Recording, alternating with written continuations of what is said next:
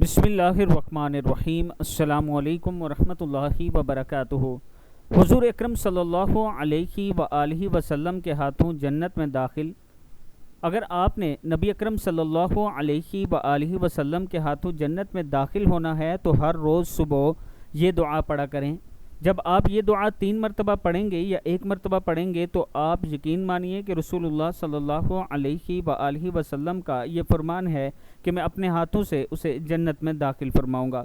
صبح فجر کے بعد آپ یہ دعا رضیت باللہ ربا وبالاسلام دینا وبمحمد صلی اللہ علیہ وسلم نبیا، رضیت باللہ ربا وبالاسلام دینا وبمحمد صلی اللہ علیہ وسلم نبیا، میں اللہ کے رب ہونے اور اسلام کے دین ہونے اور محمد صلی اللہ علیہ وآلہ وسلم کے نبی ہونے پر خوش ہوں۔ یہ دعا پڑھا کریں، اللہ تعالیٰ آپ کو جنت میں داخل فرمائیں گے۔ رسول اللہ صلی اللہ علیہ وآلہ وسلم نے فرمایا جب نماز سے فارغ ہو تو 3 دفعہ استغفر اللہ استغفر اللہ استغفر اللہ کا کرو، اور پھر اللہم انت السلام و منک السلام تبارکت ذی الجلال والاکرام، اے اللہ تو ہی سلام ہے اور سلامتی تیری ہی طرف سے ہے، تو صاحب رفعت و برکت ہے، اے جلال والے اور عزت بخشنے والے۔ یہ دعا بھی نماز کے بعد پڑھ لیا کریں۔